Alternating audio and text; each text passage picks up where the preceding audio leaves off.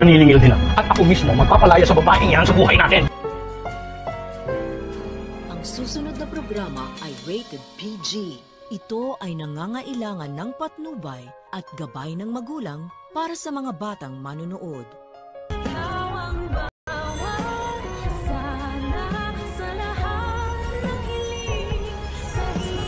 Pero wala kayong relasyon yung Moira?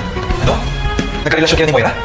Mukhang unti-unti na ngang nakakarma ang demonyong si Moira dahil sa bukod na napakadungis nito at animoy taong grasa na siya, ay mukhang namamahalan pa siya sa 500 pesos na sinisingil sa kanya ng taxi driver. Dahil ayon sa taxi driver ay malayo daw yung gustong puntahan ni Moira at mabaho daw si Moira, amoy suka daw at nangangasim. Aba, akalain mo, parang napakalaking bagay na kay Moira ng 500 pesos ngayon. Samantalang noon ay kung makapagbayad siya sa mga bayarang pulis at sa mga pugante at sa mga masasamang taong kagaya niya, ay parang hindi niya iniinda kung gaano man kalaki ang singilin sa kanya.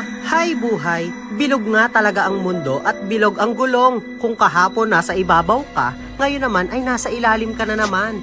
Deserve, Moira. Karma mo yan. Haha, char. Pero kung akala mo, Moira, na ganyan lang ang mapapala mo sa mga pinaggagawa mo kay Robert, ay hindi pa yan. Sapagkat humanda ka sa galit ni Don Pepe at siya daw mismo ang magpapalayas sa'yo sa buhay nila. Hay nako naman, Don Pepe. Isa ka rin eh. Bakit naman kasi ngayon ka lang din lumabas? Kung noon ka pa sana lumabas at sinabi mo kay Obeng na sinampal ka niya ni Moira, edi hindi na sana nagreyna-reynahan yan si Moira at si Zoe. Tapos ngayon nakikisali ka sa galit-galitan. Haha, char. Sa kabilang banda ay mahuhuli ni Robert na nag-uusap si Dr. Lindon at si Doc Carlos. At sisingit si Robert sa usapan ni Carlos at ni Lindon. Itatanong ni Robert kay Carlos kung nagkaroon daw ba sila ng relasyon ni Moira. Hay nako Robert, nagtanong ka pa talaga. Malamang itatanggi lang yan ni Doc Carlos. Alangan namang umamin ka agad yan. E di hiniwalayan ka agad yan ni Lynette. Kaya naman kung nais mo rin ang mga latest updates and happenings sa abot kamay na pangarap, ay huwag mo namang kalimutang mag-like,